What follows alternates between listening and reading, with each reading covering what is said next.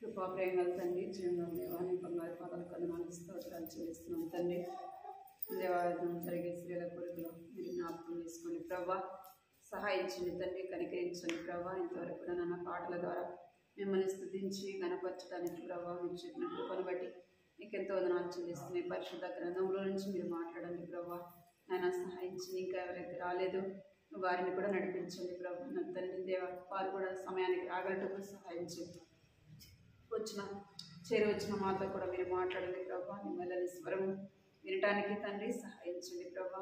నా తండ్రి కోడిక ఆరంభించడం మొదలుకొని ప్రభా, నా తండ్రి దేవ అయిపోయిన వరకు కూడా మీరే సహాయించండి ప్రభా. నీ నామానికి మహిమకరంగా నన్ను తండ్రి దినం జరిగే పరిచయంలో కూడా మీరే సహాయించండి, కృప చూపించండి. వచ్చిన మాతో మీరు మాట్లాడమని మీకు ఎంతో వదనాలు చెల్లించుకుంటూ సమస్తం ప్రభా నీ నామానికి మహిమకరంగా ప్రభా నీ నామం కనపరచబడినట్లుగా మీరు సహాయం చేయమని మీకు ఎంతో వదనాలు చెల్లించుకుంటూ యేసుక్రీస్తు నామములో స్తుతించి ప్రార్థించి అడిగి వేడుకున్నాను తండ్రి, ఆమేన్.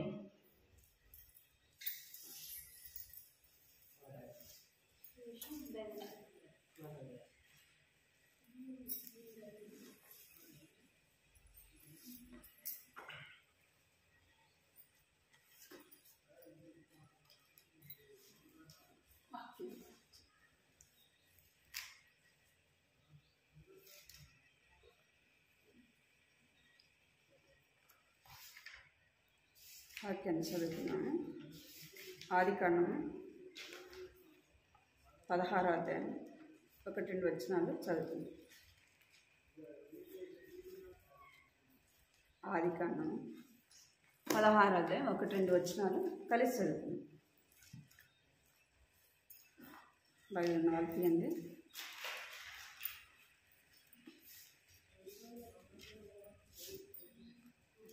అబ్రహాము భార్య అయిన శారాయు అతనికి పిల్లలు కనలేదు. ఆమెకు హాగరు అను ఐగుప్తురాలను దాసి ఉండేను.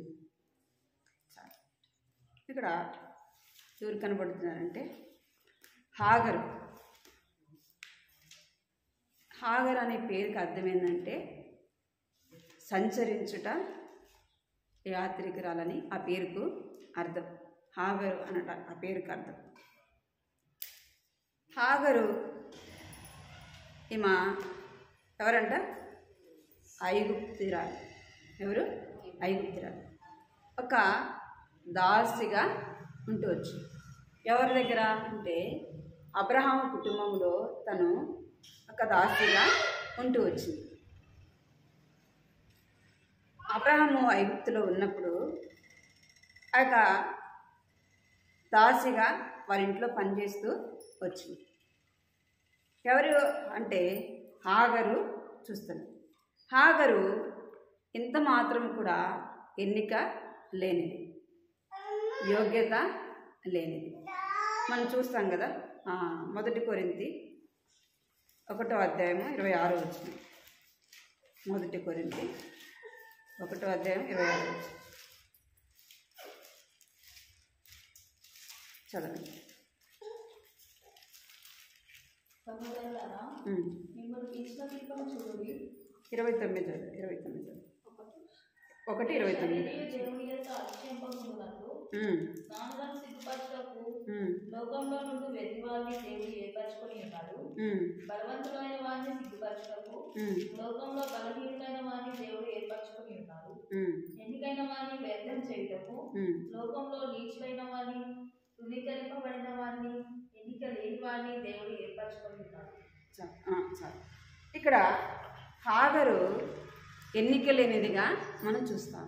అంటే ఐగుప్తులు ఎలాంటి వారంటే విగ్రహారాధన చేసేవారు, దేవునికి అయిష్టులైన వారు. ఎవరు? ఐగుప్తీయులు. అంటే వారు విగ్రహారాధన చేసేవారు, ఇష్టానుసారంగా వారి జీవితాన్ని వారు జీవించేవారు.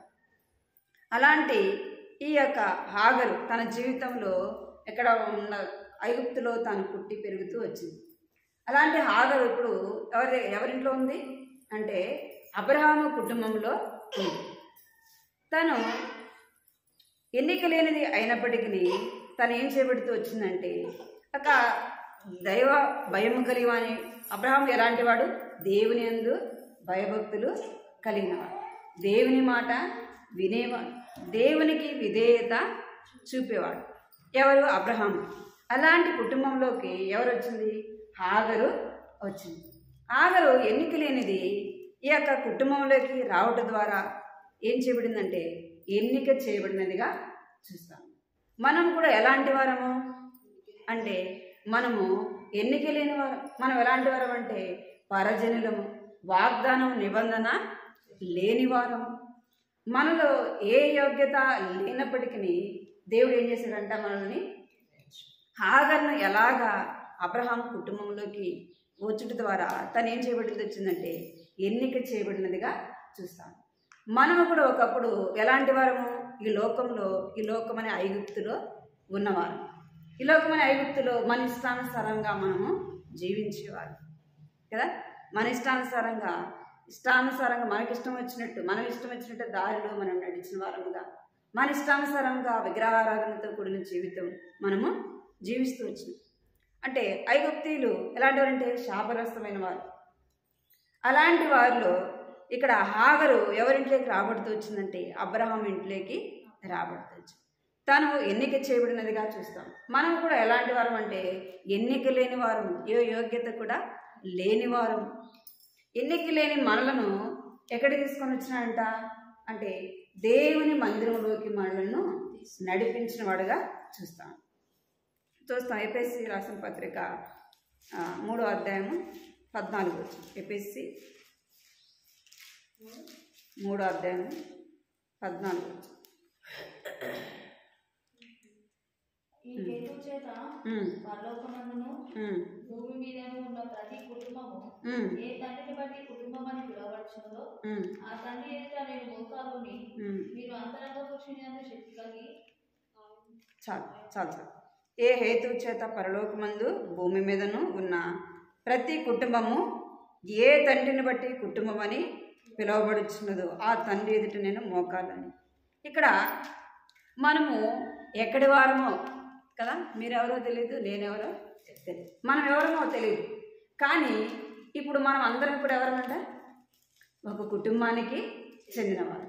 మన కులం వేరైనా, మన భాష వేరైనా, మన మాటలు వేరైనా, మనం ఎక్కడ వారమో అయినప్పటికీ మనం అందరము ఎవరైతే యేసు ప్రభునందు విశ్వాసం ఉంచినారో, ఎవరైతే యేసు ప్రభును తమ హృదయంలో చేర్చుకున్నారో వారందరూ ఎవరంట? ఒక కుటుంబము కదా. మనందరికీ తండ్రి ఎవరు? యేసు ప్రభు కదా. అదే లోకంలో మనం చూస్తే ఎంతమందో కదా, లోకరీతిగా చూస్తే. ఇప్పుడు మనం అందరం కూడా ఒక కుటుంబానికి చెందిన వారము. ఇప్పుడు ఏ కుటుంబానికి చెందినదిగా చూస్తున్నాం? హాగర్ని అంటే అబ్రహాము కుటుంబంలో తను చెందినదిగా చూస్తాము. అబ్రహాము కుటుంబంలోకి రాబడినదిగా మనము చూస్తాము. మనం ఏ కుటుంబంలోకి వచ్చినామంటే ఇప్పుడు అంటే యేసు ప్రభు యొక్క ఇంటిలోకి రావడం ద్వారా మనం ఏం చేయబడుతూ వచ్చినాం అంటే ఒక కుటుంబముగా చేయబడు. మనందరికీ యేసు ప్రభువే తండ్రి. మనమందరం ఒక కుటుంబము. ఎన్నిక లేని మనల్ని ఎక్కడికి తీసుకొని వచ్చినాడంట దేవుడు అంటే దేవుని మందిరాన్ని ఆయన నమ్ముట ద్వారా, ఆయన ఎందుకు విశ్వాసం ఉంట ద్వారా మనం ఎక్కడికి వచ్చినాం? ఇప్పుడు దేవుని మందిరంలోనికి వచ్చినాం. ఇంకా చూస్తాం యోహాను సువార్త 1వ అధ్యాయం 16 వచ్చిందండి. యోహాను సువార్త 1వ అధ్యాయం 16 వచ్చింది. ఆయన పరిపూర్ణతలో నుండి మనమందరము కృప వెంబడి కృపను పొందితిమి.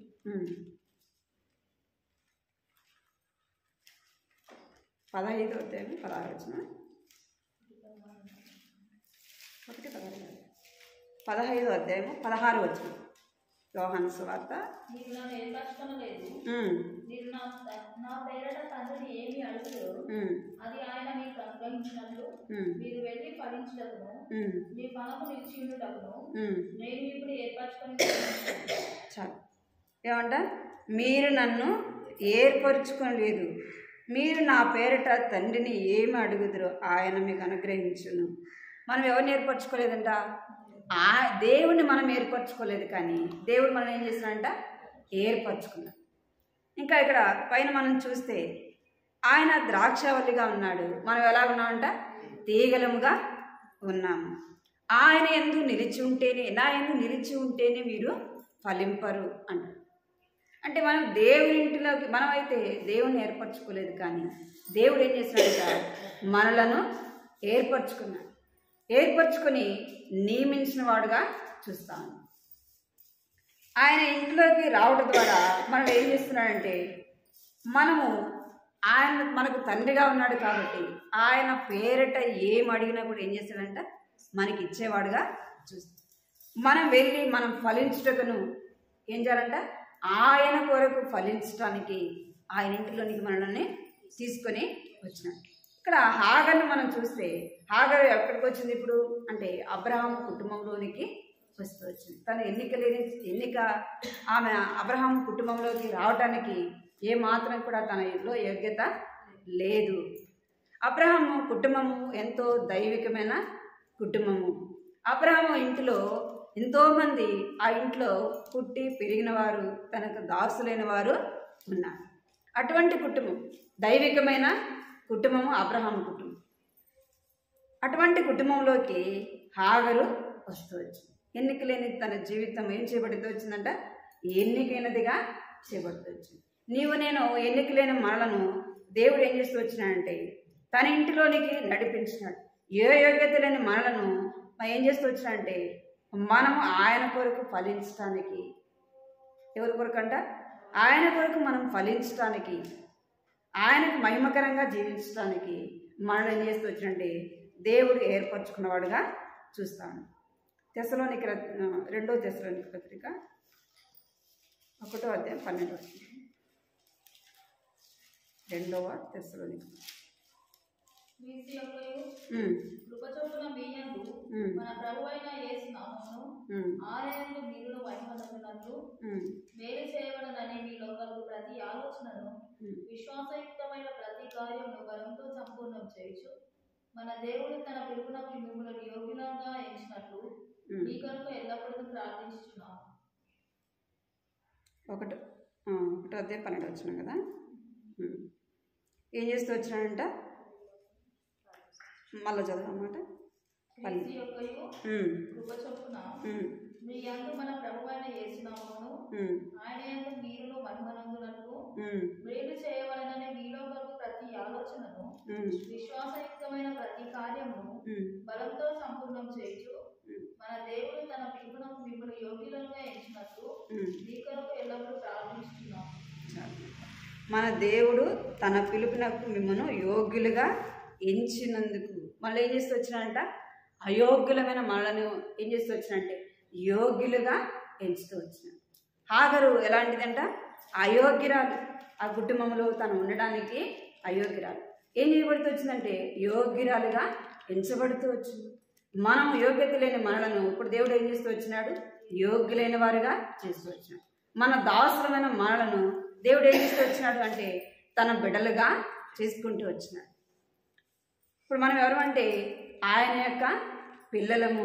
ఎందరైతే యేసుప్రభుని అంగీకరిస్తారో వాళ్ళందరూ ఏం చేయబడతారంట? ఆయన యొక్క కుమారులు. ఎవరంట? ఆయన యొక్క కుమారులు, యేసుప్రభు యొక్క బిడ్డలు. ఇప్పుడు యోగ్యత లేని మనలను ఏం చేస్తూ వచ్చినట్టే యోగ్యులుగా ఎంచుతూ వచ్చినాడు. మనలను తన బిడ్డలుగా చేసుకుంటూ వచ్చినాడు.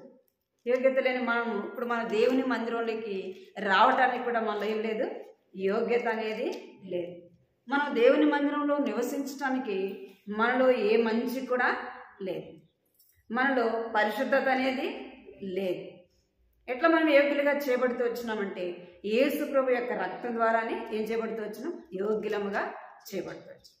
ఇక్కడ హాగర్ను మనం చూస్తే యోగ్యత లేని తన జీవితానికి ఏం చేయబడుతూ వచ్చిందంటే యోగ్యురాలుగా ఎంచబడుతూ వచ్చింది. రెండోదిగా మనం చూస్తే ఫస్ట్ యోగ్యత లేని హాగరు ఏం చేయబడుతూ వచ్చింది? యోగ్యురాలుగా ఎంచబడుతూ వచ్చింది. రెండోది మనం చూస్తే మత్తయి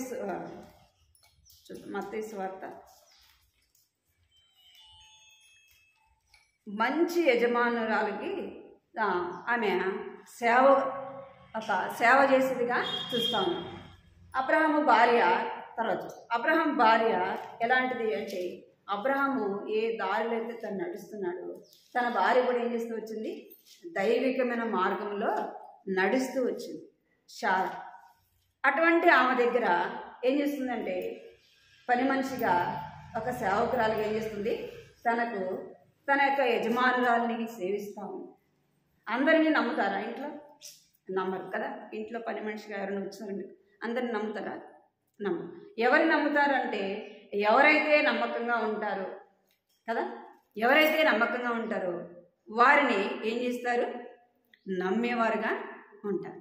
బాధ్యత అంతా ఒకవేళ వారు ఇంటిలో లేకపోయినప్పటికీ ఏం చేస్తారు, ఇంటి బాధ్యత అంతా కూడా ఇస్తారు. అదే నమ్మకత్వం అనేది లేకపోతే ఇంటి తాళం ఇచ్చి వెళ్తారా? పని మనిషికి ఇస్తారా? ఇయ్యరు. అంటే అంత నమ్మకంగా ఇక తన యజమానురాలు ఎలాంటిదంటే ఎంతో మంచిది. ఎటువంటిది? ఎంతో మంచిది. అటువంటి యజమానురాల దగ్గర తను ఎలా సేవ చేస్తా ఉంది. మన యజమానుడు ఎలాంటి వాడు? మన యజమానుడు ఎవరు? యేసుప్రభు. ఎవరంట? యేసుప్రభు. అలాంటి యజమానుని మనము, మంచి యజమానుని మనం సేవించే భాగ్యాన్ని దేవుడు ఇస్తూ వచ్చినాడు. ఆఖరికి ఎలాగా శారా దగ్గర ఉండే బాధ్యత దొరికిందో మనకు కూడా ఏ బాధ్యత దొరికింది? దేవుని ఇంటిలో ఉండే బాధ్యత, ఆయనను సేవించే బాధ్యత దేవుడు మనకు కూడా ఇచ్చినాడు. మన యజమానుడు ఎలాంటి వాడంటే మత్తయి సువార్త 11:29. మత్తయి సువార్త 11:29. నేను సాత్వికులను దీన మనస్సు గలవాడను కనుక నీ మీద నా కాడి ఎక్కుకొని నా యొద్ద నేర్చుకోండి, అప్పుడు మీ ప్రాణములకు విశ్రాంతి దొరుకుతుంది.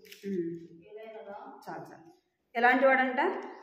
నేను సాత్వికుడను దీన మనసు గలవాడును కనుక మీ మీద నా కాడిని ఎత్తుకొని నా యొద్ద నేర్చుకునండి, అప్పుడు మీ ప్రాణమునకు విశ్రాంతి దొరుకును. మన యజమానుడు ఎలాంటి వాడంటే సాత్వికుడు, దీన మనసు కలిగినవాడు. మనము ఇంకేం చేయమంటే మీ మీద నా కాడిని ఎత్తుకొని నా యొద్ద నేర్చుకునుడి. మనము ఆయన కాడి మన మీద పెట్టుకొని ఎవరి దగ్గర నేర్చుకోవాలంట అంటే మంచి యజమానుడి దగ్గర మనము నేర్చుకోవాలి. మంచి యజమానుడు ఏం చేస్తాడు? ఒక దాసుడు ఉన్నాడు అనుకో, లేదా ఒక దాసురాలు ఉంది, వాళ్ళని ఏం చేస్తారు? కఠినంగా పని చేయించుకుంటారా? కఠినంగా చేయించుకోరు, పని చేయించుకుంటారు. కానీ వారి ఎడలు ఏం చెప్తారంటే ప్రేమ కదా, దయ చూపేవారుగా ఉంటారు. కొన్ని పరిస్థితుల్లో, కష్టాల్లో, బాధల్లో ఉన్నప్పుడు వారిని ఏం చేస్తారంటే ఆదుకునేవారుగా ఉంటారు, వారికి సహాయం చేసేవారుగా ఉంటారు. కొంతమంది యజమానులు లేదా యజమానురాలు ఏం చేస్తుంది? చాలా కఠినంగా ఉంటారు. పని మనిషి కదా, పనికి వచ్చింది కదా, మనం డబ్బులు ఇస్తున్నాం కదా, ఏం చేస్తారు? చాలా కఠినంగా వారి చేత ఏం చేస్తారంట? పనులు చేయించుకుంటారు. పని చేయించుకోవాలి కాదంటలేదు, కానీ వారి ఎడల మనం ఏం చూపాలా? ప్రేమ, జాలి, దయ అనేది చూపాలి. ఈ శారా హాగరు పట్ల ఏం చూపిందంటే ప్రేమ చూపింది కదా, ఇంకేం చూపింది? జాలి, దయ చూపినదిగా మనము చూస్తాము. చూడండి సమూయేలు గ్రంథం, మొదటి సమూయేలు 30:11 చూడండి. మొదటి సమూయేలు 30:11. అంజూరపు అడలోని ముప్పను 2 ద్రాక్ష గెలలను వాంఛించిరి. పైన చదువు 10 చదువు. దావీదును 400 మందిను ఇంకా తాగొచ్చుకుపోయింది కానీ ఆ 200 మంది అలసట పడి బెసోరు వాగు దాటలేక ఆగి ఆ 400 మంది పోవచ్చుండగా పొలంలో ఒక ఐగుప్తుడి కనబడెను. వారు దావీదు వద్దకు వాడిని తోడుకొని వచ్చి వాడు 3 రాత్రి పగళ్ళు అన్నపానం ఏమీ పుచ్చుకొనలేదని తెలుసుకుని వానికి భోజనం పెట్టి దాహమిచ్చి అందరూ అడలోని ఉప్పును 2 ద్రాక్ష గెలలను అందించింది. దావీదు నీవు ఏ దేశం వాడవు, ఎక్కడి నుండి వచ్చినవని వాడిని అడిగాను. అందుకు వాడు నేను ఐగుప్తుడైన పుట్టి అమాలేకీయుడనైన ఒకనికి దాసుడనైతిని. 3 దినముల కిందట నేను కాయిలా పడగా నా యజమానులు నన్ను విడిచిపెట్టిపోయాను. ఇక్కడ ఒక దాసుడు ఐగుప్తీయుడు ఎవరికి దాసుడుగా ఉంటా? అమాలేకీయునికి దాసుడుగా ఉన్నాడు. ఈ దాసుడికి అనారోగ్యంతో వచ్చేలోపు ఏం చేస్తూ వచ్చినంటే యజమానుడు అక్కడ యుద్ధానికి వెళ్ళినప్పుడు ఏం చేస్తూ వచ్చినంట 3 దినాలు తనకి అన్నం నీళ్లు పెట్టలేదు. ఎందుకంటే వీడు అనారోగ్యంతో ఉన్నాడు కదా, వీడెందుకు పనికిరాడు, వీడు నాకు ఎందుకు ఉపయోగపడడు, వీడికి ఎందుకు అన్నం దండగా కదా, వీడు బ్రతికేది ఎందుకు, వీడు నాకు ఉపయోగపడినప్పుడు ఎందుకు వీడికి అన్నం పెట్టడం అని వాడికి ఏం చేయలేదంట 3 రోజులు తనకు అన్నము పెట్టలేదంట. ఎందుకంటే తను బాగలేకపోయేలోపు యజమానుడు బాగున్నప్పుడు సేవ చేయించుకున్నాడు కదా, బాగున్నప్పుడు తన ఇష్టమైన పనులు చేయించుకున్నాడు కదా, బాగలేకపోయేలోపు ఏం చేస్తున్నాడంట ఆ అడవిలోనే వదిలేసి వెళ్ళిపోయినాడు. ఇక్కడ దావీదు దగ్గరికి రాగానే దావీదు ఏం చేస్తున్నాడంటే వాడికి ఏం చేస్తున్నాడంట ఆహారము ఇచ్చినవాడుగా చూస్తాం. అంటే కొంతమంది యజమానులు ఎలా ఉంటారంట కఠినంగా ఉంటారు, కొంతమంది యజమానులు ఎలా ఉంటారంటే ప్రేమ చూపించేవారుగా ఉంటారు. మరి దావీదుకు దాసుడు కాదు కదా, ఎందుకు ప్రేమించినంటే దావీదు మంచివాడు కనుక ఏం చేస్తూ వచ్చినాడు తన ఎడల ప్రేమ. తన శత్రువు అయినప్పటికీ దావీదు ఏం చెప్పినాడంటే దేవుని బట్టి ఆ యొక్క దాసునికి ప్రేమ చూపినవాడుగా చూస్తాం. మన ఆకలి తీర్చినవాడుగా, వాడి దాహం తీర్చినవాడుగా మనము చూస్తాం. ఇక్కడ శారా ఎలాంటిదంటే మంచి యజమానురాలుగా చూస్తాం. అటువంటి యజమానురాలకి హాగరు ఏం చేస్తుంది దాసిగా ఉంటావచ్చు. మన యజమానుడు ఎలాంటి వాడు ఇందాక మనం చూసే కదా, సాత్వికుడు, దీన మనసు కలిగినవాడు. ఆయన కాడి మన మీద పెట్టుకున్నప్పుడు ఆయన ఏం చేస్తాడంట మనకు నేర్పించేవాడుగా ఉంటాడు. ఇంకేం చేస్తాడంటే మనకు విశ్రాంతినిచ్చేవాడుగా ఉంటాడు. మన కాడి మన బరువు మనం మోయలేము, కానీ ఆయనను బట్టి మన మీద పెట్టుకున్నప్పుడు ఆయన ఏం చేస్తాడంట మనకు కింద కూడా ఉంది కదా అన్నమాట, నా కాడి తేలిక అని ఉంది కదా 11వ అధ్యాయం 29వ మత్తయి సువార్త.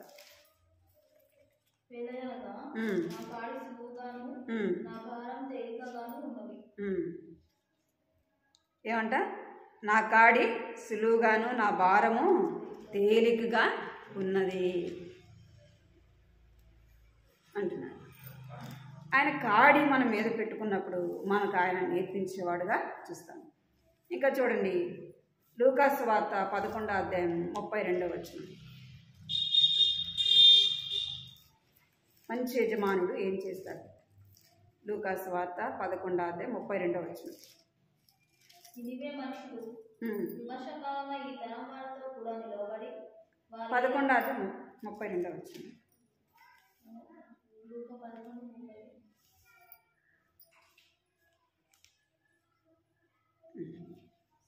10వ అధ్యాయం 32 నుంచి 10వ అధ్యాయం లూకాసు వార్త 10వ అధ్యాయం. అయితే ఒక సమరుడు ప్రయాణమైపోవచ్చు, అతడు పడి ఉన్న చోటుకు వచ్చి అతనిని చూసి అతని మీద జారుపడి దగ్గరకు పోయి నూనెయు ద్రాక్షరసము పోసి అతని గాయములను కట్టి తన వాహనం మీద ఎక్కించి ఒక కూతుకుల వాడి ఇంటికి తీసుకొని పోయి అతని పరామర్శించాడు. మరునాడు అతడు 2 దేనారాలు తీసి ఆ కూతుకుల వాడికి ఇచ్చి, ఇతని పరామర్శించుము, నీవు ఇంకేమైనా ఖర్చు చేసిన ఎడలా నేను మరలా వచ్చినప్పుడు అది నీకు తీర్చదనని అతనితో చెప్పిపోయాడు. చాలు. ఇక్కడ ఒక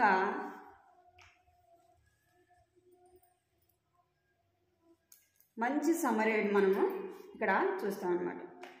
ఇక్కడ దొంగల చేత కొట్టబడిన వాడిని ఏం చేస్తూ వచ్చానంటే యాజకుడు చూసి వెళ్ళిపోయినాడు, లేవీయుడు చూసి వెళ్ళిపోతూ వచ్చినాడు.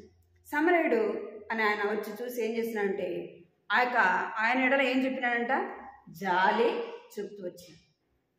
జాలి చూపి తనని ఏం చేస్తున్నాడంటే దిగి తన గాయాన్ని తుడిచి నూనె పూసి తను ఇంకేం చేస్తున్నాడంటే తన ప్రాణము తెప్పరిల్లేటట్టు చేస్తూ వచ్చినాడు. అంత మాత్రమే కాదు, తనని ఏం చేస్తూ వచ్చినాడంటే హాస్పిటల్కి పూట కూలివాని ఇల్లు అంటే హాస్పిటల్ కదా. ఆ గాయములతో ఉన్న తనను తీసుకొని వెళ్తూ వచ్చినాడు. అక్కడికి వెళ్ళి దాన్ని తీసుకొని వచ్చి అంటున్నాడు, ఇతనికి గాయములు ఆ యొక్క బాగా అయ్యేంతవరకు నీ దగ్గర ఉంచుకో. ఏం చేయాలంట? బాగా అయ్యేంతవరకు నీ దగ్గర ఉంచుకో. ఇంకా నువ్వు ఖర్చు చేసినట్లా నేనేం చేస్తాను, నీకు వచ్చి మరలా వచ్చి ఇస్తాను. ఒక మంచి యజమానుడు ఏం చేస్తాడంటే దాసుని ఎడల తనకు సహాయం చేసేవాడుగా ఉంటాడు, తన ఎడల ప్రేమ చూపేవాడుగా ఉంటాడు. అదే కఠినమైన దాసులు అనుకోండి, కఠినమైన యజమానులు దాసుల ఎడల ఏం చెప్పరు. కొంతమంది పనికి వెళ్ళినా, ఏదన్నా కంపెనీలకు వెళ్ళినా, ఎక్కడికైనా పనికి వెళ్తే ఏం చేస్తారంటే ఎంతో కఠినంగా వారి చేత ఏం చేస్తారు, పనులు చేయించుకుంటారు. అందుకే ఇశ్రాయేలు ప్రజలు కూడా ఐగుప్తు దేశంలో ఉన్నప్పుడు వారు ఏం చేస్తూ వచ్చారంటే ఐగుప్తీయులు ఎంతో కఠినంగా వారి చేత పని చేయించుకుంటూ వచ్చినారు. వారితో ఎంతో కఠినంగా వారికి తీరిక లేకుండా ఏం చేస్తూ వచ్చారంటే పనులు చేయించుకుంటూ వచ్చినారు. అలాంటి యజమానులు, ఈ లోకంలో ఉన్న యజమానులు ఎలాంటి వారు? కఠినమైన వారు. అయితే మన యజమానుడు ఎలాంటి వాడు అంటే మన ఎడల ప్రేమ చూపేవాడు, మన ఎడల దయ చూపేవాడు, మన ఎడల ఆయన దయ కనికరం అనేది చూపేవాడు. అలాంటి యజమానుడికి మనం ఎలా ఉన్నామంట? దాసులముగా ఉన్నాం. దాసులమైన మనము ఎలా ఉండాలా? యజమానిని సంతోషపరిచే విధంగా ఉండాలి. యజమానుడు ఎప్పుడు సంతోషపడతాడు? మనం ఇంట్లో పనికి వెళ్తున్నాం, పని చేస్తున్నాం. ఆ యజమానురాలు సంతోషపడాలంటే, ఆ యజమానుడు సంతోషపడాలంటే మనం కూడా ఎలా ఉండాలా? మనం చేసే పనిలో కూడా ఏం కనపడాలా? మంచిగా మనము వారి ఇంట్లో మనం పని చేసినప్పుడు, నమ్మకంగా మనం పని చేసినప్పుడు కదా, వారు చెప్పింది చేసినప్పుడు, వారికి ఇష్టపడే విధంగా మనం పని చేసినప్పుడు వారు మనల్ని ఏం చేస్తారు? ప్రేమించేవారుగా ఉంటారు. ఇది నాది కాదులే కదా. కొంతమంది పని చేయడానికి వస్తే ఏం చేస్తారు? ఏదో మన కూలి కోసం కదా చేసి ఏం చేస్తారు? చేసినామంటే చేసినామని వెళ్తారు. అలా ఉంటే యజమాని సంతోషపడతాడా? సంతోషపడతాడు. ఎప్పుడు సంతోషపడతాడంటే వారికి ఇష్టమైన విధానంలో ఈ పని చేసేవాళ్ళు చేసినప్పుడు వారి ఎంత ఏం కలుగుతుందంటే వారు ఇచ్చేదానికంటే కూడా ఏం చేస్తారు? ఎక్కువ ఇస్తారు. జీతం కానీ ఏదన్నా జరిగినప్పుడు వారికి ఏం చేస్తారంటే వారి ఎడల జాలి కలిగి ఇచ్చేవారుగా చూస్తారు. ఈ యొక్క హాగరు ఎవరి దగ్గర ఉందంటే నమ్మకమైన యజమానురాల దగ్గర ఒక సేవకురాలుగా పనిచేస్తూ ఉంది. అంటే అట్టి నమ్మకమైన యజమానురాల దగ్గర సేవ చేసే బాధ్యత, ధన్యత తాను పొందగలుగుతూ వచ్చింది. మనం కూడా యోగ్యత లేని మనలను మనం ఎలాంటి యజమానిని సేవిస్తున్నామంట? మంచివాడు, కఠినమైన వాడు కాదు. మనం ఒకవేళ అపనమ్మకస్తులముగా ఉన్నప్పటికీ, మనం మన ఇష్టానుసారంగా కొన్నిసార్లు దేవుని నమ్మినప్పటికీ ఏం చేస్తాంటాం? కొన్నిసార్లు దేవునికి అయిష్టంగానే చేస్తాం.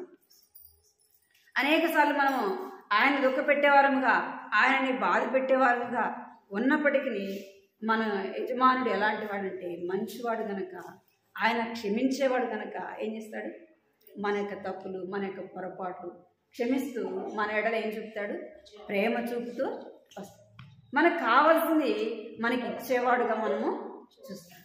ఇంకా అలాంటి బాధ్యత మనకు దేవుడు ఇస్తూ వచ్చాడు. మూడోదిగా మనం చూస్తే ఈ హాగరు ఫస్ట్ ఏం చూస్తూ వచ్చినావు? ఎన్నికలేని జీవితం తన జీవితం ఏం చేయబడింది? ఎన్నికైనదిగా చేయబడింది.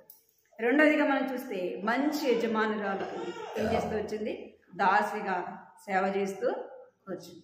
మూడోదిగా మనం చూస్తే యజమానునికి భార్యగా చేయబడుతూ వచ్చింది. ఏం చేయబడుతూ వచ్చింది? ఏ ఇంట్లో అయితే పని చేస్తుందో ఆ యజమానునికి భార్యగా చేయబడే యోగ్యతను పొందగలుగుతూ వచ్చింది. హాగరు అబ్రహాముకు భార్య. ఎవరు? అబ్రహాముకు భార్య. ఎందుకంటే శారాకు పిల్లలు పుట్టలేదని ఎవరినిచ్చింది? హాగరును అబ్రహాముకు భార్యగా ఇచ్చింది. అబ్రహాముకు భార్య అయ్యే యోగ్యత ఆమెలో ఉందా? లేదు. శారమ్మ కూడా తన భర్తకు భార్యగా ఇవ్వటానికి ఏం చూసింది తనలో అంటే మంచితనము కదా. నమ్మకత్వము. అలాగ తను ఉంటూ వచ్చింది కనుకనే ఏం చేస్తూ వచ్చింది, తన భర్తకు భార్యగా ఇచ్చింది. అర్థమైందా?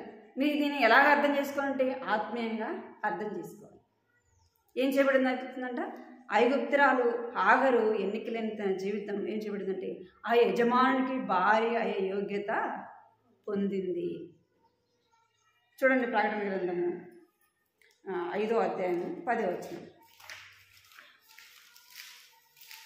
ప్రకటన గ్రంథము 5వ అధ్యాయం. ఆ పెద్దలు నీవు ఆ గ్రంథంలో తీసుకొని దాని ముద్రలు విప్పుటకు యోగ్యులకు నీవు వధింపబడిన వాడవై నీ రక్తం ఇచ్చి ప్రతి వంశంలోను ఆయా భాషలు మాట్లాడేవారిలోను ప్రతి ప్రజలోను ప్రతి జనంలోను దేవుని కొరకు మనుషులను కొని మా దేవునికి వారిని ఒక రాజ్యంగాను యాజకులుగాను చేస్తుంది కనుక వారు భూలోకమందు ఏలుగురని వృత్తపాఠం. చాలా ఏమంట, యోగ్యురాలుగా చేయబడుతూ వచ్చింది. ఎట్లా చేయబడుతూ వచ్చిందంటే, నువ్వు యోగ్యుడు కనుక వధింపబడిన వాడు, నీ స్వరక్తమిచ్చి ప్రతి వంశంలోను ఆయా భాషలు మాట్లాడే వారిలోను ప్రతి ప్రజలోను ప్రతి జనంలోను దేవుని కొరకు మనుషులను కొని. ఇవేం చేయబడింది అంటే ఒక యజమానుడికి భార్యగా చేయబడుతూ వచ్చింది. భార్యగా చేయబడుతూ వచ్చింది అంటే అతి యోగ్యత అతి ధన్యత తను పొందగలుగుతుంది. ఇప్పుడు మనం ఎవరు అంటే మనము స్వరక్తం ఇచ్చి కొనబడిన వారం. దేని చేత కొనబడిన వారం అంట, యేసు ప్రభు యొక్క స్వరక్తం ఇచ్చి మనల్ని ఏం చేస్తూ వచ్చినాడు, కొన్నాడు. ప్రతి జనములోను ఆయా భాషలు మాట్లాడే వారిలోను దేవుని కొరకు ఏం చేసినాడంట, మనుషులను కొన్నాడు. డబ్బిచ్చుకొన్నాడా? కాదు, విలువైన తన స్వరక్తం ఇచ్చి ఏం చేస్తూ వచ్చినాడు, కొన్నాడు. ఇప్పుడు నీవు నేను ఎవరమంటే స్వరక్తం ఇచ్చి కొనబడిన వారము. సంఘము ఎలాగుందంట, క్రీస్తు భార్యగా, పెళ్లి భార్యగా సంఘాన్ని పోల్చబడుతుంది. ఏం చేయబడుతూ వచ్చిందంటే సంఘము క్రీస్తుకు భార్యగా ఎంచబడుతుంది. ఇప్పుడు సంఘమైన మనము ఎవరమంట అంటే ఆయన యొక్క స్వరక్తం ఇచ్చి కొనబడిన వారము, ఆయన సొత్తు, ఆయన జనము. ఇప్పుడు హాగరు ఎవరి సొత్తు, అబ్రహాము యొక్క సొత్తు కదా, అబ్రహాము యొక్క సొత్తు. మనము కూడా ఎక్కడి వారమో యోగ్యత లేని మనలను ఏం చేస్తూ వచ్చినంటే ఆయన సొత్తుగా చేసుకున్నాడు, ఆయన స్వకీయ జనముగా చేసుకున్నాడు. రాజులైన యాజక గుంపు, ఆయన సొత్తైన ప్రజలు, వారిలో మనం ఏం చేయబడుతూ వచ్చినాం, ఎంచబడుతూ వచ్చినాం. నీవు నేను మనం లోకంలో మనం ఎలాంటి వారం అంటే మనల్ని ఎవరైనా విలువిస్తారా, మనకి ఇస్తారా? వారి స్థానంలో ఉన్నవారికే విలువిస్తారు. మనము ఎక్కడ కూడా విలువైన వారము కాదు. ఎక్కడ విలువైన వారం మనము అంటే దేవుని మందిరములోనే విలువైన వారం కదా. ఎక్కడ విలువైన వారము, దేవుని మందిరంలోకి వచ్చినప్పుడు ఎవరమంట, అందరము సమానం కదా. దేవునింట్లోకి వచ్చినప్పుడు ధనవంతుడని కదా, పేదవాడని, నల్లోడని తెల్లోడని కదా, అది ఏడా ఉంటుందా? ఉండదు. దేవుని మందిరంలోకి వచ్చినప్పుడు అందరం కూడా ఎవరంట, సమానము. మనం అందరం కూడా ఒక తండ్రి పిల్లలం కనుక మన ఇంట్లో మన నలుగురు ఉన్నాం అనుకోండి, నలుగురు అక్క చెల్లెలు, నలుగురు అన్నదమ్ములు ఉంటాడు, ఒకటి తెల్లగా ఉంటాడు, ఒకటి నల్లగా ఉంటాడు కదా. వాళ్ళందరూ కూడా ఒక తల్లి పిల్లలు కాబట్టి వాళ్ళు ఏం చేస్తారు, కలిసి మెలిసి ఉంటారు. అదే వేరే వాళ్ళు అనుకోండి ఏం చేస్తారు, ఆ పిల్లని అంత నల్లగా ఉంది, ఆడేంది అంత నల్లగా ఉన్నాడు అంటాం మనం వెళ్తుంటే అంటాం కదా. అదే మన ఇంట్లో మన అక్క చెల్లెలు మన అన్నదమ్ములు అంటే ఏమంటాం, అంటాం అట్లా అనం. ఎందుకు, మనం ఒక కుటుంబంలో వారం కాబట్టి, ఒక తల్లికి పుట్టిన వారం కాబట్టి ఆ తేడాలు మనలో ఉండవు. ఇప్పుడు మనం ఎవరము అంటే ఒక కుటుంబము కాబట్టి మనందరికీ తండ్రి తల్లి ఎవరు, యేసు ప్రభు కాబట్టి మనలో ఏముండదు, తేడా ఉండదు. ఇడు ధనవంతుడని దరిద్రుడని, ఇడు ఉద్యోగస్తుడని, ఇడు ఉద్యోగం లేనివాడని, ఇడు పనివాడని, ఇడు దాసుడని అని ఏ తేడా ఉండదు. అందరము దేవుని ఇంట్లోకి వచ్చినప్పుడు ఎవరమంట, ఒక కుటుంబంలో చేర్చబడినారు. ఈ హాగరు ఎక్కడో ఉండవలసింది, ఐగుప్తు దేశంలో ఉండవలసింది. ఇక్కడ అబ్రహాము కుటుంబంలోకి రావడానికి తనలో ఎంత మాత్రం కూడా యోగ్యత లేదు. అలాంటిది ఇప్పుడు ఏం చేయబడుతూ వచ్చిందంటే అబ్రహాముకు భార్యగా చేయబడుతూ వచ్చింది. అట్టి ధన్యతలోకి తాను వచ్చింది. ఇట్టి ధన్యతలో మనం ఇప్పుడు దేవుని ఇంట్లో ఉన్నాము అంటే యేసు ప్రభు మనం స్వరక్తమిచ్చి కుంట ద్వారా మనం ఎక్కడున్నాం? ఇప్పుడు దేవుని మందిరంలో, దేవుని ఇంటిలో ఉన్నాం. ఏమొచ్చినా మనకి ఎవరున్నారండి అంటే నా దేవుడు ఉన్నారు కదా. కష్టం వచ్చినా, బాధ వచ్చినా, దుఃఖమైనా ఏముంది? మనకు ఆధారము, మనకు ధైర్యము ఎవరిని బట్టి అంటే దేవుని బట్టి. ఇప్పుడు హాగరుకు ధైర్యం ఎవరు అంటే అబ్రహాం కదా. యోగ్యత లేని తన జీవితానికి యోగ్యమైనదిగా ఎంచబడుతూ వచ్చింది. అబ్రహాం కుటుంబం చాలా పెద్దది. అబ్రహామును దేవుడు ఎంతగానో ఆశీర్వదించినాడు. ఎంతోమంది పనివాళ్ళు, 200 మంది కంటే ఎక్కువ పనివాళ్ళు తన ఇంట్లో పుట్టి పెరిగిన వారు. అటువంటి ఇంకా యజమానుడికి అబ్రహాముకు ఎంతో నమ్మకమైన పనివారు ఉన్నారు. కానీ హాగరు ఏం చేయబడుతూ వచ్చిందంటే తనకు భార్యగా ఎంచబడుతూ వచ్చింది. అట్టి యోగ్యతలోకి తాను వస్తూ వచ్చింది. ఇంకా హాగరు స్థానం ఎలాగొచ్చిందంటే ఒక తల్లి స్థానంలోకి వచ్చింది. అబ్రహాం ద్వారా తను ఒక కుమారుని కుమారుడి పేరు ఇస్మాయిల్. అంటే తన యోగ్యత లేని తన జీవితానికి ఒక స్త్రీ ఎప్పుడు సంతోషిస్తుందంటే తల్లిగా చేయబడినప్పుడే తన జీవితం ఏం చేయబడుతుంది? ధన్యము చేయబడుతుంది. తన జీవితంలో తను సంతోషించేది ఎప్పుడంటే ఒక తల్లిగా చేయబడినప్పుడే తను ఏం చేస్తుంది? సంతోషించేదిగా చూస్తాం. ఎంత ఆస్తులున్నా ఎన్నున్నా కానీ పిల్లలు లేని వాళ్ళని చూడండి, వారికి ఎంత దుఃఖం ఉంటుంది, ఎంత బాధ ఉంటుంది కదా. పురుషుల కంటే కూడా స్త్రీలకి చాలా బాధ ఉంటుంది కదా. ఎప్పుడు తను సంతోషిస్తుందంటే తన ఒక తల్లిగా చేయబడినప్పుడు తను ఎంతో సంతోషిస్తుంది కదా. ఎంతో అన్ని జయించినట్టుగా తన యొక్క అంత సంతోషంగా ఫీల్. అంటే ఇప్పుడు హాగరు ఏం చేయబడుతూ వచ్చిందంటే తల్లిగా చేయబడుతూ వచ్చింది. మనము యోగ్యత లేని మనము దేవుని ఇంటిలోకి వచ్చినాము కదా.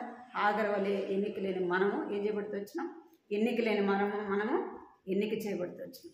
ఇంకా ఏం చేయబడుతూ వచ్చినంటే మంచి యజమానునికి మనము సేవ చేసే బాధ్యత దేవుడు మనకు ఇస్తూ వచ్చినాడు. రెండోది.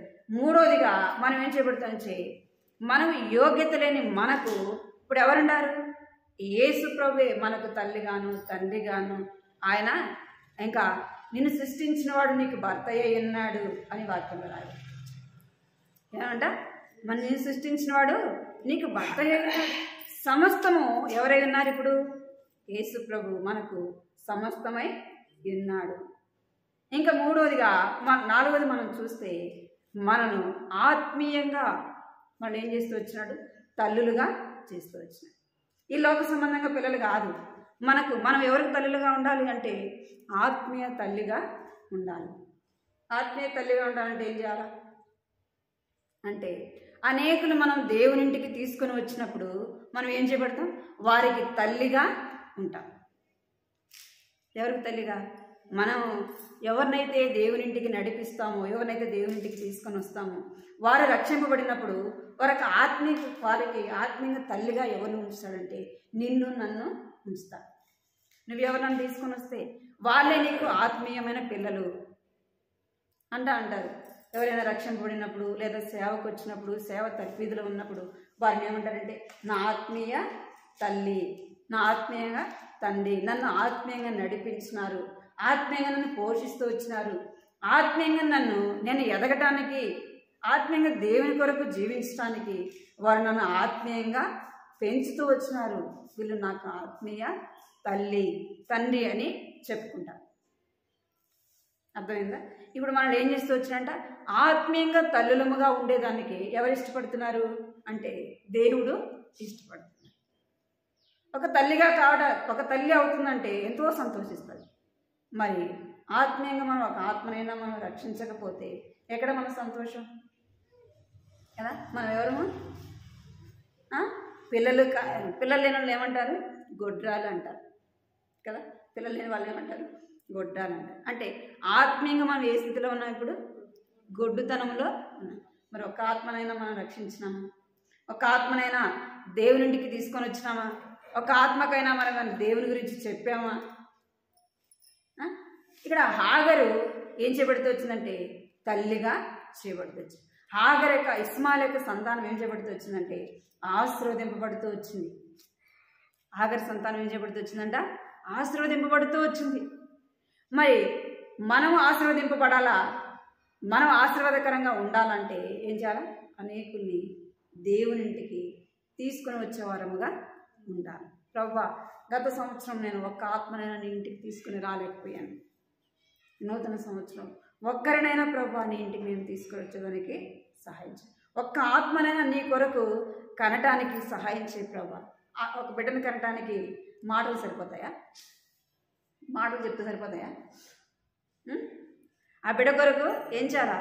ఎంతో ప్రయాస, ఎంతో కష్టము, ఎంతో శ్రమ, ఎంతో బాధ, వేదన తల్లి పడాలి. ఒక బిడ్డ భూమి మీదకి రావాలంటే ఒక తల్లి పడే బాధ అది పడినోళ్ళకే తెలుస్తుంది. ఎంతో కష్టము కదా.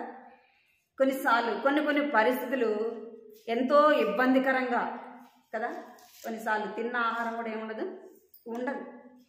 ప్రెగ్నెంట్గా ఉండేవారు కొన్నిసార్లు ఎన్నో పరిస్థితులు. ఎందుకంటే ఫస్ట్ నుంచి డెలివరీ అయ్యేంత వరకు కూడా ఎన్నో ఇబ్బంది.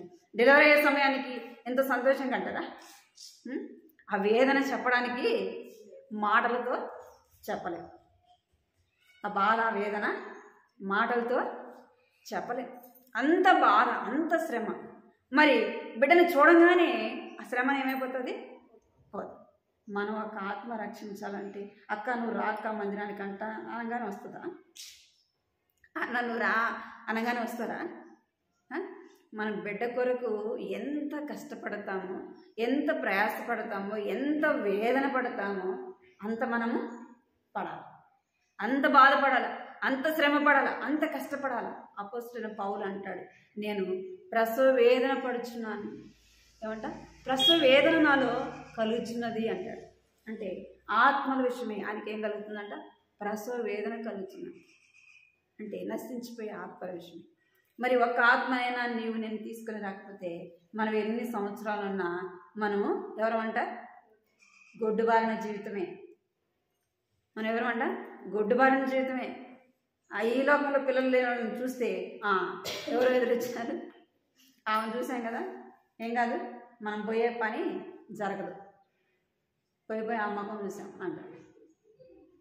అంటావా? మరి ఆత్మీయంగా మనం అలాగే ఉంటే దేవుడు సంతోషిస్తాడా? మనల్ని బట్టి, మన ఆత్మీయ గుడ్డి స్థితిని బట్టి దేవుడు సంతోషిస్తాడా? సంతోషం. మనం ఏం చేయాలంటే, ఎందుకు దేవుడు మనల్ని ఏర్పరచుకుంటే మనల్ని ఏర్పరచుకొని నియమించినాడు. ఎందుకంటే ఆయన కొరకు ఫలించడానికి. ఎవరి కొరకు ఫలించడానికంట? ఆయన కొరకు ఫలించడానికి. మరి ఆయన కొరకు ఫలించాలంటే ఒక్క ఆత్మనైనా దేవునింటికి తీసుకొని రావాలి. ఒక చెట్టు వేస్తున్నాము, చెట్టు వేసినప్పుడు దాని కాయలు లేకపోతే మనం ఏం చేస్తాం?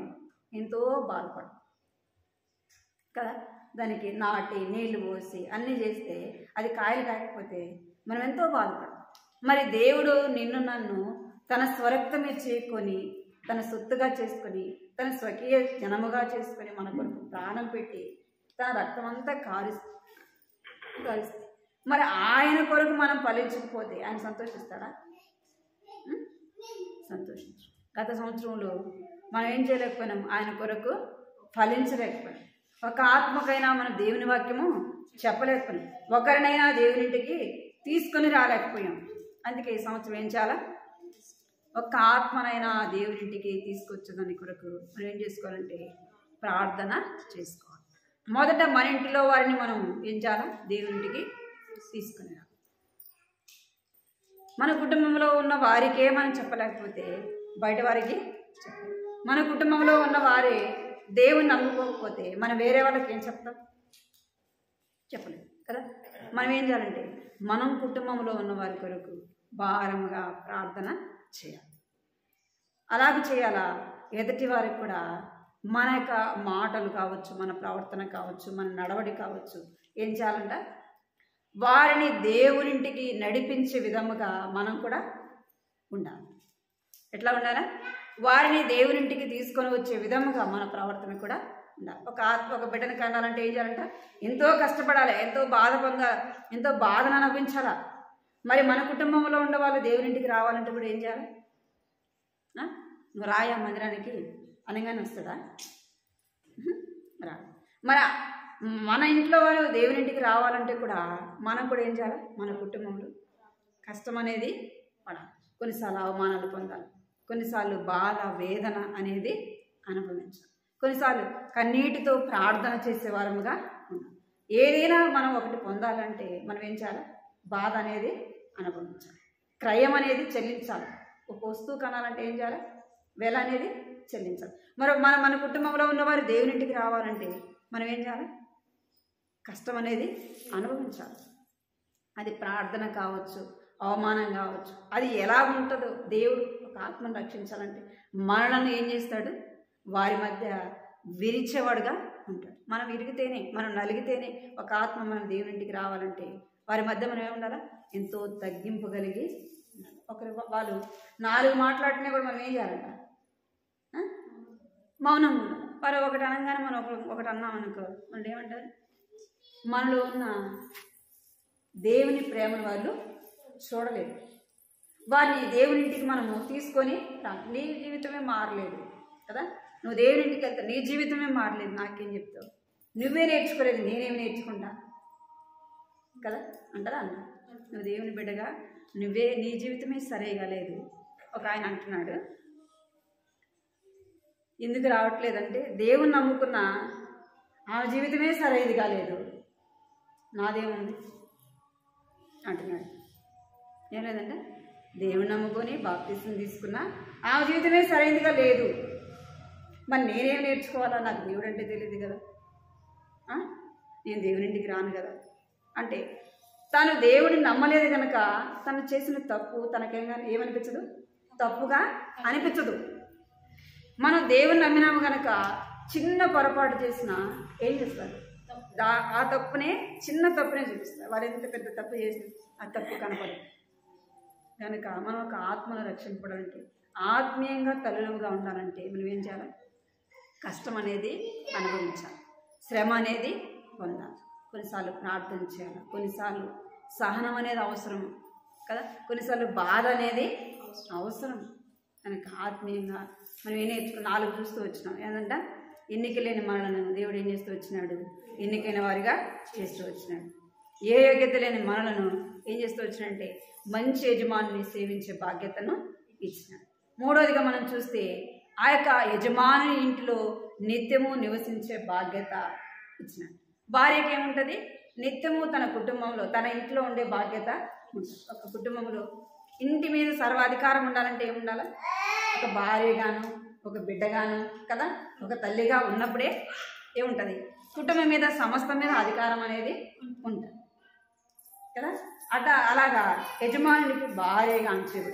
మనకు కూడా దేవుడు నిత్యము దేవుని ఇంట్లో ఉండే బాధ్యతను ఇచ్చినాడు. 4వది మనం ఎలా ఉండాలంటే ఆత్మీయంగా తల్లులముగా ఉండాలి. అనేక ఆత్మలు మనం దేవునింటికి తీసుకుని రావాలి, దేవుని గురించి చెప్పాలి, వారి కొరకు ప్రార్థన చేయాలి, వారి కొరకు కొన్నిసార్లు క్రయాన్ని చెల్లించాలి. అలాగే దేవుడు ఈ నూతన సంవత్సరంలో మనం సిద్ధపరిచినట్టుగా ప్రార్థన చేస్తున్నాం. మన కుటుంబంలో ఉన్న వారి కొరకు, సంఘము కొరకు, అనారోగ్యంగా ఉన్న వారి కొరకు మనం భారంతో ప్రార్థన చేస్తాం.